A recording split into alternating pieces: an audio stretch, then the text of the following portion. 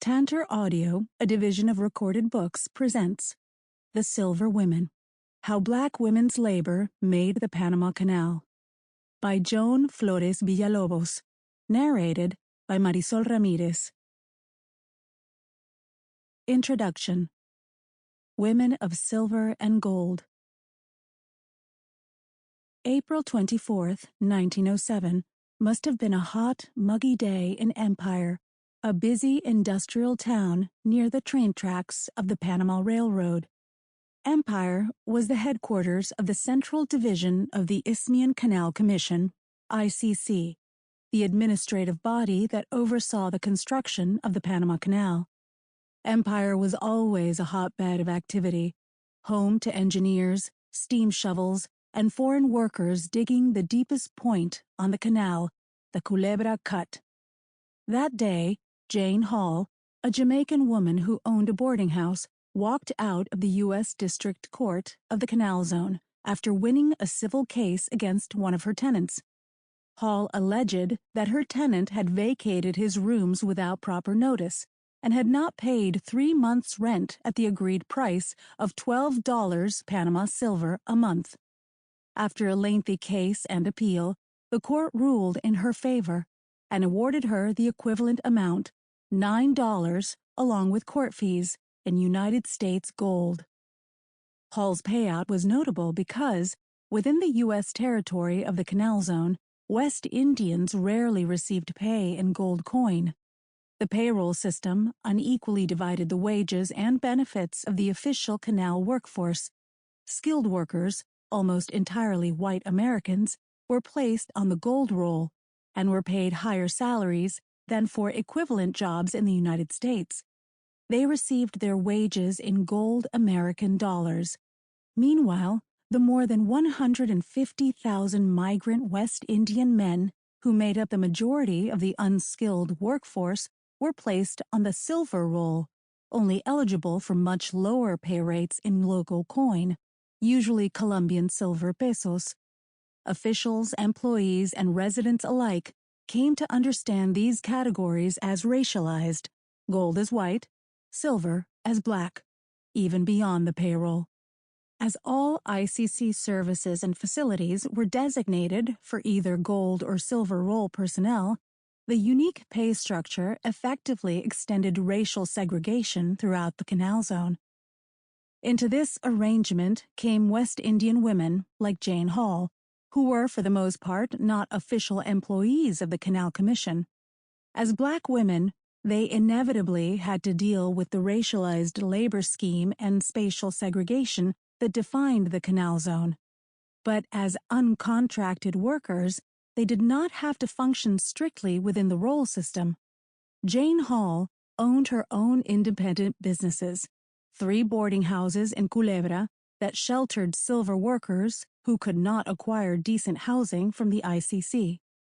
She charged rent in silver because it was what workers had, but sometimes paid in gold for services and, as in her civil case, sued to receive back rent in gold. Other West Indian women similarly evaded the binaries of the role system, moving across white American gold spaces in their work as domestic servants, higglers, market women, and laundresses, and demanding gold as payment from their clients. West Indian women like Jane Hall played a crucial double-edged role in the canal construction. On the one hand, they built a provisioning economy that fed, housed, and cared for workers, in effect subsidizing the construction effort and its racial calculus. But, working outside the umbrella of the ICC, they also found ways to skirt, and at times challenge, the legal, moral, and economic parameters imperial authorities sought to impose on this migrant workforce, to function beyond the boundaries of silver and gold. As historians since the 1980s have firmly established, the Panama Canal was realized as much through the exploitation of a racialized class of workers as it was by American ingenuity. What is less visible and less understood is the project's dependence on the domestic and care labor of West Indian silver women. West Indian women sustained silver roll workers, providing food for those underfed by segregated canal zone cafeterias, laundering clothes daily for those who worked in dusty construction sites, and fostering links with legal and commercial institutions in their newfound homes on Panamanian territory. They were equally central to the survival of white Americans, who in the early construction years depended on the provisions of West Indian market women, as they had scant access to fresh foods from the commissary and lacked knowledge of local products. West Indian women took care of white American children and cleaned white American homes, physically maintaining the image of an orderly domestic sphere. In short, West Indian women's labor made the United States imperial project possible. The canal's construction was realized by a multi-ethnic and multinational migrant workforce, but the bulk of unskilled laborers came as contracted labor from the Caribbean. Nearly half of the canal's contracted labor force hailed from Barbados alone. When they arrived in the canal zone, these migrant workers found the beginnings of a company town. They were expected to reside, eat, and labor under the purview of the ICC. As a way to divide and control the labor force, the ICC organized all company services under the racially segregated role system. Beyond differentiating pay, the ICC also provided white gold workers with higher quality housing, food, and recreation than it did silver workers. Black West Indian or silver workers received substandard food in outdoor mess halls, whereas white workers could sit at indoor tables with a decent meal. Silver workers could not stay in gold hotels or enter the local YMCA, open to white Americans. They received no paid vacation or sick leave. They lived in overcrowded shared bachelor barracks and had limited access to married housing, whereas gold roll workers received private rooms or spacious, screened-in family homes. Silver workers were assigned to the most dangerous jobs on the line. This gap in services for silver workers meant that everyday life and work in the canal zone depended on support systems outside of formal labor arrangements. It was instead black women who fed, cared for, and sustained silver laborers. In the earliest years of construction, authorities worried about worker retention and considered the benefit of having West Indian women in the zone, surmising that West Indian men won't work any place without their women. Women cooked and sold foods that West Indian men preferred, using local produce that the mess halls could not procure. They found and kept homes outside of ICC housing, where West Indian families could reside together. They supplemented and sometimes surpassed their partners' incomes by performing paid domestic service for white Americans, contributing to family savings. The ICC encouraged this uncompensated labor in order to relieve their own burden in maintaining the silver workforce. West Indian women's work extended beyond the canal zone. They also sustained the larger circuits of regional labor migration that staffed the construction. They kept homes on the islands, saved and distributed remittances, and took care of children left by their departing kin, supporting family members' migration as part of household strategies. Women's care work, thus, undergirded the racialized migratory labor system that enabled American imperial expansion in the early 20th century. They did not merely provide support for projects of imperial infrastructure. Rather, these undertakings could not have happened without them. The history of the Panama Canal cannot be fully understood without accounting for West Indian women's labor of social reproduction in Panama, the Canal Zone, the islands, and beyond. Though equally subject to racial discrimination and segregation, Black women workers were not deeply integrated into the formal regulatory mechanisms of labor relations in the Canal Zone. They did not hold contracts, were not paid exclusively in silver coin, and had little access to official ICC housing. Though a few held contracts as teachers or nurses, most West Indian women worked outside the official realms of ICC authority as servants in gold roll homes or higglers who sold their wares across the zone. Still, Canal Zone authorities sought and found different ways to manage this informal workforce. Through their legal and regulatory institutions, including police, courts, private investigators, and the sanitation department, Canal Zone authorities produced moral categories and legal frameworks that defined Black women as immoral, criminal, and pathological, even as they relied on their labor. These institutions and rules gave the ICC broad power to surveil, arrest, and deport West Indian migrant women. In addition to illuminating how indispensable their labor was to the construction of the Panama Canal, this book also chronicles how West Indian women became a persistent source of anxiety for the U.S. Canal Administration. West Indian women were particularly disquieting imperial subjects for the Canal Administration since they migrated beyond the purview of the ICC, settling in the borderlands of the Canal Zone, where they could tend their own homes, care for their own families, and establish a degree of autonomy. Black women's work paradoxically undergirding the entire construction process, while simultaneously seen as outside the realm of economic or productive labor, presented a problem of labor management for canal authorities.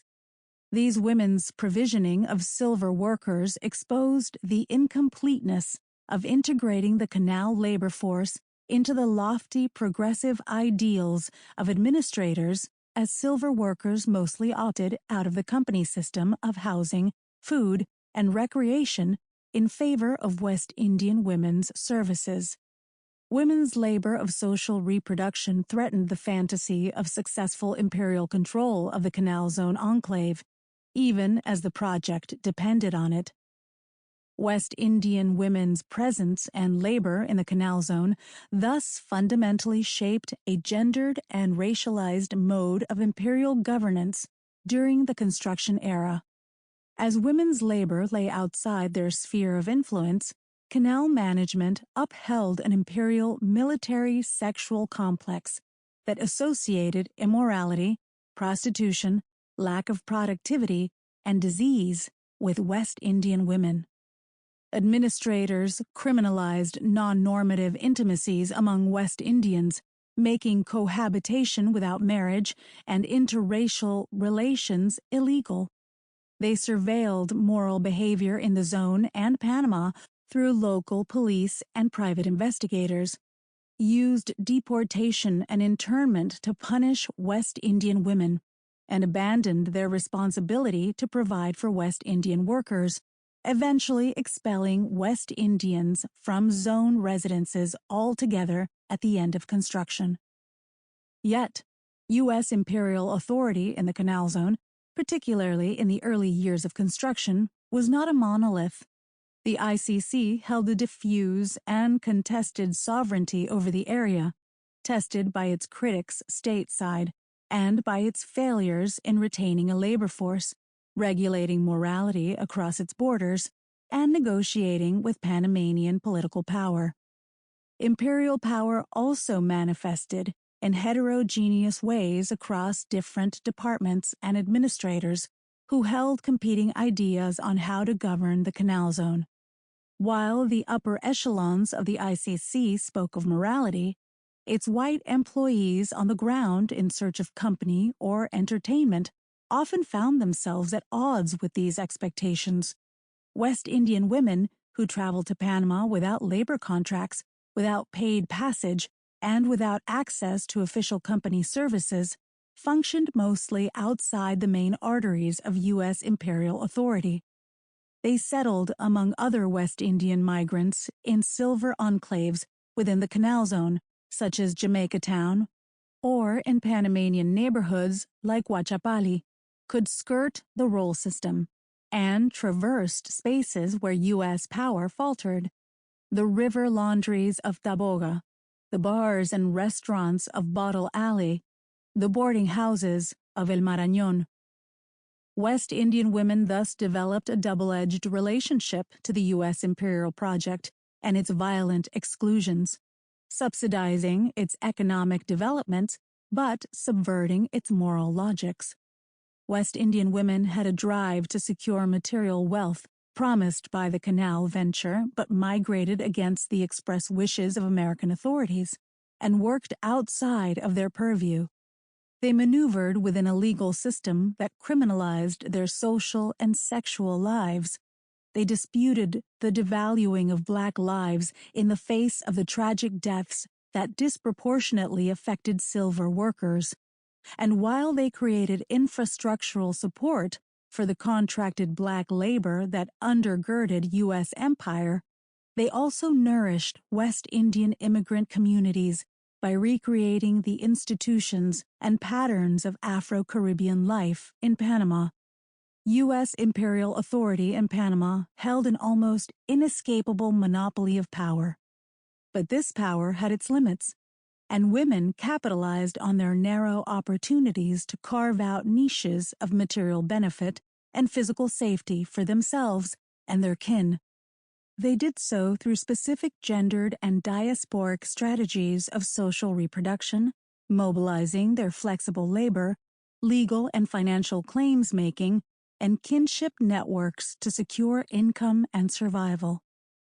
The Canal Zone was a moral universe jointly created by the contradictions of U.S. imperial governance and the paradoxical strategies of West Indian women. Women affirmed the extractive labor economy of the zone, while simultaneously remaking and redeploying its moral categories in a multi-sided engagement with imperial authority. West Indian women's assertions of their own modes of living, working, and loving often stood in opposition to the imperial expectations, such as in their continued commitment to cohabitation without marriage, made illegal in the Canal Zone in 1905. At other times, West Indian women repurposed the same racialized and gendered norms of morality used against them, such as when directing the language of deviancy toward fellow West Indian women. Their practices thus did not function within a tidy binary of accommodation versus resistance. Rather, West Indian women made their lives under conditions of dispossession and exclusion that forced them to navigate between the social reproduction of imperial racial capitalism and the social reproduction of West Indian lives. For example, when women leveraged a discourse of victimhood in front of canal authorities to secure spousal support, they deployed hegemonic ideas about dysfunctional West Indian families in order to uphold the validity of their criminalized unions, thus forcing U.S. administrators to follow through on the financial and legal obligations that came along with the common law partnerships that the same system criminalized. This edgewise negotiation of empire secured West Indian women's survival, their economic futures, and the social reproduction of their kin at the same time as it affirmed the moral economy of the canal. As currency in exchange for their labor, silver linked Black migrants to imperial investments in infrastructure and global finance. West Indian women were excluded from formal employment and rarely registered on the official payroll, but the promise of money nevertheless drew most of them to the Canal Zone. For West Indian women, silver and gold were not just a form of potential wealth or a monetary transaction. They also served as symbols of racial discrimination, objects of contention with white bosses and customers, tokens of loyalty from a partner, links to their migrant family members sending remittances, or as the owed wages of a deceased loved one. Silver and gold runs as threads throughout each of these women's practices, tied as deeply to intimacy and kinship as they were to labor. While distinctly marked by the racial segregation of the Canal Zone, women yet managed to function outside of the strict margins of the role system. They demanded to get paid in gold coin from their American customers and traversed across segregated spaces in the zone in their everyday domestic work. Centering on silver women locates them as pivotal, if unrecognized, economic actors within a history dominated by overarching narratives of imperial finance and contracted labor. West Indian women in Panama challenged the racialized economic parameters imposed by imperial authorities and mobilized understandings of wealth and value that accounted for their own economic and emotional priorities. West Indian male laborers continued to dominate narratives of early 20th century Caribbean migrations as the essential symbol of diasporic connection and the Caribbean entry into modernity. The highly mobile, literate, modern, and politically active Black West Indian man recurs throughout histories of the period in figures like Claude McKay and Marcus Garvey, structuring what scholar Michelle Stevens has criticized as the masculine global imaginary of diaspora. This continued assumption of Black men's predominance in early 20th century migrations, demographically, politically, and culturally, has diminished Black women's powerful interventions with migrant Caribbean communities. It has distorted, as well, our understanding of large-scale imperial projects, which historians have solidified as struggles between a fully formed imperial administration and male contract laborers, while ignoring the essential everyday labor of social reproduction that operated in the shadow of infrastructural behemoths. Looking at West Indian women during this period turns our focus away from the desires of empire, the boundaries of the nation-state, and the narrowness of patriarchal Caribbean mythologies. It relocates the canal construction period as a time of conflict, negotiation, and contingency between an imperial authority not yet solidified in its power and a growing migrant community that far exceeded the official workforce. This book prioritizes Silver women's social, political, and economic creativity in the long wake of emancipation as they endowed free status with meaning, in the words of Jessica Johnson, through their migration and survival. Black women's survival in Panama was pragmatic and rooted in everyday personal struggles. Women, at times, reaffirmed the moral categories of empire, mobilized these discourses against other Black women, and privileged individual profit over community safety. Nevertheless, their individual actions collectively maintained the migrant West Indian community by providing care, food, and domestic labor where U.S. authorities did not, and defending the moral status and financial futures of migrants. The fruits of their labor spanned the Caribbean, establishing business and legal relationships outside the confines of U.S. empire. They also collectively disturbed U.S. power and its norms of gendered inclusion, questioning the extent of the ICC's incursions into West Indian enclaves and exposing the project's dependence on women's entrepreneurial labor. These strategies of social reproduction, embedded in long-standing Afro-Caribbean circuits of kinship and obligation, nurtured West Indian migrations throughout the early 20th century, linking places like Harlem, Cuba, and Costa Rica. West Indian women's strategies of social reproduction did not merely sustain them on an individual level, they also sustained the physical, economic, and political perpetuation of a global Caribbean diaspora. Borderlands of imperial labor. Panama declared its independence from Spain in 1821 and entered into a voluntary union with Colombia as an autonomous federal state. Though the isthmus had long served as a crossing for people, goods, and ideas, it was generally considered a backwater of Colombia for most of the early 19th century.